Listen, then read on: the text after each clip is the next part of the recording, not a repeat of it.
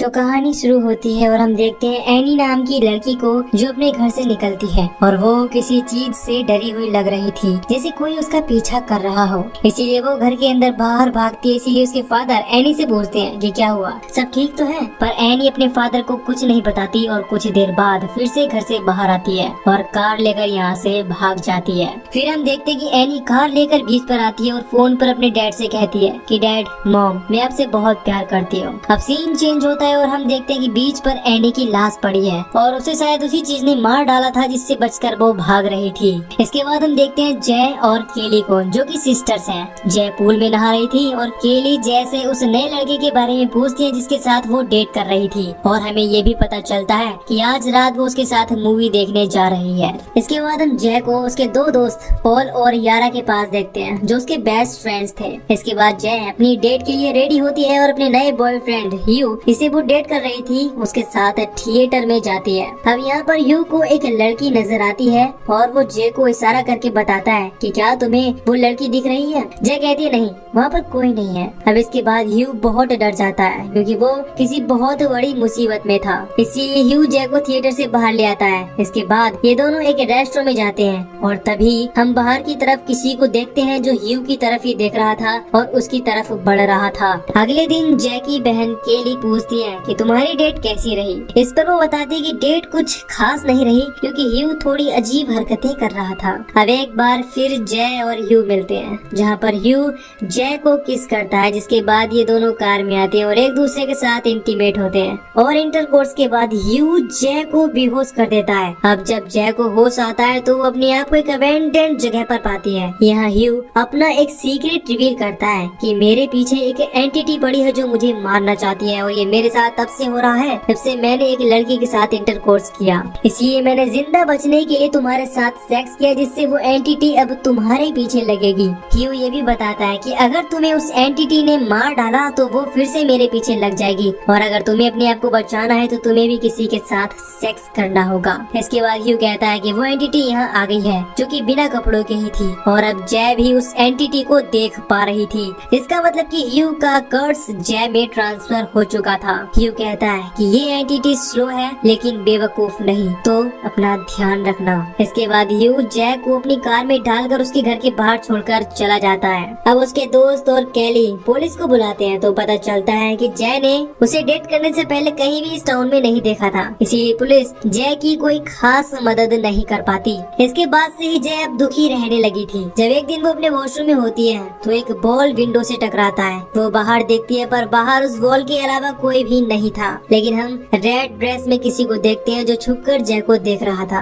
अब कुछ दिनों बाद जय कॉलेज जाती है जहाँ उसे एक अजीब सी बूढ़ी औरत दिखती है जो उसे ही देख रही थी और उसकी तरफ बढ़ रही थी। जय को लगता है कि ह्यू जिस एंटिटी की बात कर रहा था वो ही इस बूढ़ी औरत के रूप में उसकी तरफ आ रही है। इसके बाद जय अपनी क्लास छोड़कर अपने दोस्त पॉल और अपनी बहन केली के पास आ जाती है और उन्हें बताती है कि उसके पीछे एक एंटिटी पड़ी है जो उसे मारना चाहती है और ये तब से हो रहा है जब से ह्यू और उसके बीच इंटरकोर्स हुआ था। अब इनमें से कोई भी जय का यकीन नहीं करता। उन्हें लगता है कि जो भी उसने देखा वो बस उसका वहम है। पर जय की तसल्ली के लिए पॉल जैसे कहता है कि मैं तुम्हारे घर रुक सकता हूँ अगर तुम चाहो तो। जय भी मान जाती है। रात को हम देखते कि जय को नींद नहीं आ रही थी क्योंकि वो बहुत ज्यादा डरी हुई थी। वो नीचे आती है और देखती कि पॉल टीवी देख रहा है। अभी यहाँ हमें पता चलता है कि ये दोनों बचपन के दोस्त हैं और जय की फर्स्ट किस भी पॉल के साथ ही हुई थी। तभी जय को एक आवाज सुनाई देती है जिससे वो डर जाती है। पॉल देखने जाता है लेकिन वहाँ पर कोई नहीं था। पॉल कहता है कि शायद किसी ने विंडो का कांच तोड़ दिया है। अब जब जय किचन में जाती है तो वहाँ उसे वही एंटिटी मिलती है जो पी कर रही थी और बहुत घिनौनी लग रही थी। वो उसे मारने के लिए उसकी तरफ बढ़ रही थी और जय उसे देखकर बहुत बुरी तरह से डर जाती है और यहाँ से भागने लगती है। इसके बाद वो अपने आप को एक कमरे में बंद कर लेती है। तभी जय के चीखने की आवाज सुनकर पॉल और यारा यहाँ पर आते हैं। जय उनसे कहती है कि घर में कोई है जो मुझे मारना चाहता है, मैंने उसे अपनी आंखों से देखा है। लेकिन पॉल और यारा कहती है कि यहाँ कोई भी नहीं है, तुम्हें डरने की कोई जरूरत नहीं है। तभी जय को एक लंबा बड़ा सा डरावना आदमी दिखता है, जो कि वही एंटिटी थी जो कि नए नए रूप में उसे मारने के लिए आ रही थी। वो जय को मारने के लिए उसकी तरफ बढ़ता है, लेकिन इससे पहले ही जय यहाँ से भाग जाती है और एक पार्क में आ जाती है। अब जय पूरी तरह समझ जाती है कि ह्यू जो भी कह रहा था वो सच था, कि वो एंटिटी है उसके पीछे पड़ चुकी है और अगर उससे उसे बचना है तो उसे एंटिटी से भागते रहना होगा। कुछ देर बाद यहाँ पर जय के दोस्त आ जाते हैं। तभी यहाँ पर जय का पड़ोसी ग्रेग आता है, जो इनसे इनकी प्रॉब्लम पूछता है। इसके बाद जय सब कुछ बता देती है कि उसके साथ क्या किया और क्यों हो रहा है। फिर जय कहते कि मुझे उस लड़के ह्यू को ढूंढना होगा जिसकी वजह से मेरे साथ ये सब हो रहा है। इसके बाद ये सभी ग्रेग की कार में ह्यू को ढूंढने के लिए निकल जाते हैं। ये ह्यू के एड्रेस पर जाते हैं, मगर ये घर खाली था, क्योंकि उसने जय को जितना कुछ भी बताया था, उसकी आइडेंटिटी, उसका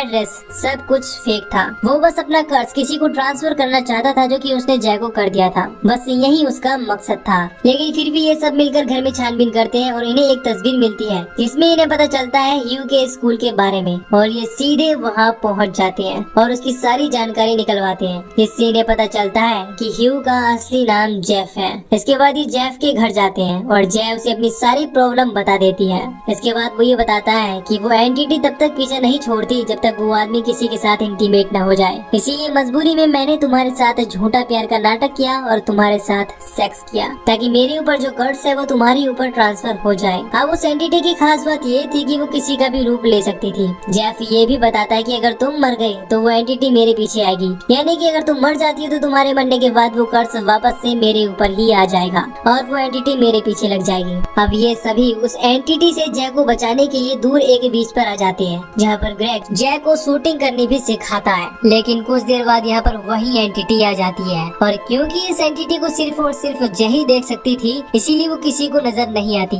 अब ये एंटिटी जय के बालों को पकड़ लेती है। ये देखकर उसके दोस्त जय को बचाने की कोशिश करते हैं, लेकिन वो एंटिटी उन्हें भी चोट पहुँचाती है। इसके बाद ये किसी तरह बोट हाउस में आ जाते हैं और जय गन निकाल कर उस एंटिटी को मारने की कोशिश करती है, लेकिन वो एंटिटी मरने का नाम ही नहीं ले रही थी, क्योंकि उसे मारा नहीं जा सकता था। इसीलिए जय डरकर दरवाजा बंद कर देती है। लेकिन तभी अचानक से दरवाजा टूट जाता है और ग्रेग कहता है कि यहाँ कोई भी नहीं है। लेकिन ग्रेग के बाद एक भयानक एंटिटी जय को दिखाई देती है, जिसके बाद जय यहाँ से डरकर भागने लगती है। इसके बाद वो ग्रेग की कार लेती है और यहाँ से अकेले ही जाने लगती है। जय के दोस्त उसे रोकने की कोशिश करते हैं और वो एंटिटी भी जय की तरफ ही आ रही थी, लेकिन इससे पहले ही जय यहाँ से चली जाती है। लेकिन जाते वक्त जय का एक्सीडेंट हो जाता है और वो बेहोश हो जाती है। अगले सीन में हम जय को हॉस्पिटल में देखते हैं, जहाँ पर ग्रेग जय के साथ इंटरकोर्स करने के बारे में सोचता है, क्योंकि वो जय की मदद करके उसके मन का बहम निकालना चाहता था कि कोई भी एंटिटी उसके पीछे नहीं पड़ी है। इसीलिए ग्रेग जय को समझाता है, जिसके बाद ये दोनों सेक्स करते हैं।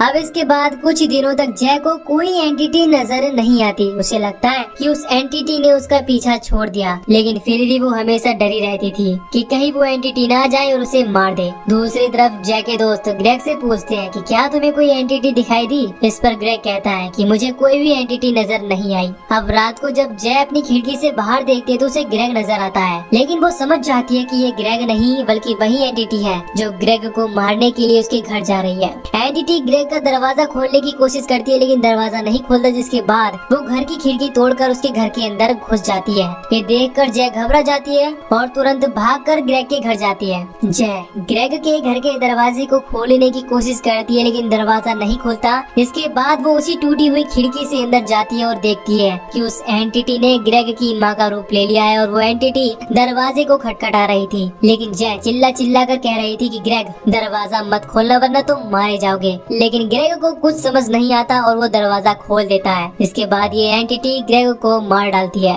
और अब ये एंटिटी फिर से जय के पीछे ही पड़ गई थी। अगले दिन हम जय को बीच पर देखते हैं, जो दूर बोट पर किसी को देख रही थी। शायद वो उसके साथ इंटरकोर्स करके अपने कर्ज को उसे ट्रांसफर करना चाहती थी, पर वो ऐसा नहीं करती। इसके बाद हम फिर से जय को देखते हैं और यहाँ उसके पास पॉल भी था। अब क्योंकि पॉल जय को पसंद करता था, इसीलिए वो उसकी मदद करना चाहता था। वो कहता है कि हम उस एंटिटी को मार सकते हैं। अब ये सभी अपने स्कूल के पूल में जाते हैं, जहाँ पर ये पूल के चारों तरफ इलेक्ट्रॉनिक डिवाइस रख देते हैं, ताकि जैसे ही एंटिटी जय के पीछे आए तो ये एंटिटी को करंट का शॉक देकर मार डाले। इसके बाद जय पानी में उतरती है और एंटिटी का इंतजार करने लगती है। कुछ देर बाद वो एंटिटी यहाँ आ जाती है, लेकिन वो पानी के अंदर नहीं आती और इलेक्ट्रॉनिक डिवाइसेस को जय के ऊपर फेंककर मारने लगती है। इसीलिए जय की मदद करने के लिए पॉल और बाकी लोग जय की बताई गई जगह पर एक कपड़ा फेंकते हैं, जिससे इन सभी को एंटिटी दिखने लगती है और पॉल उस एंटिटी एंटिटी को शूट करके मार डालता है। इससे वो एंटिटी पानी के अंदर गिर जाती है, लेकिन फिर भी वो एंटिटी जय का पैर पकड़ लेती है। एक बार फिर पॉल एंटिटी के सर में गोली मारता है, जिसके बाद वो एंटिटी जय का पैर छोड़ देती है और ये जय को बाहर निकाल लेते हैं। कुछ देर बाद जय वापस पूल में देखती है तो वो एंटिटी वहाँ नहीं थी और पूल खून से भर गया था। अब क्योंकि इनका ये प्लान फेल हो गया था, इसीलिए पोल कहता है कि मैं तुम्हारे साथ इंटरकोर्स करूंगा, इसके बाद वो एंटिटी मेरे पीछे आएगी। अब पोल ये सब इसीलिए करता है क्योंकि वो जैसे प्यार करता था, इसीलिए अब ये दोनों इंटरकोर्स करते हैं, जिसके बाद ये कर्ज सब पोल के ऊपर आ गया था। अब इसके बाद पोल भी डरा डरा रहने लगा था और उसे अभी तक वो एंटिटी नजर नहीं आई थी। यहाँ जय पोल से पूछती है कि क्या तुम्हें वो एंटिटी दिखाई दी? इस पर पोल कहता है नहीं, और तभी हम देखते हैं कि वो एंटिटी इन दोनों के पीछे ही आ रही है और ये मूवी यहीं पर खत्म हो जाती है।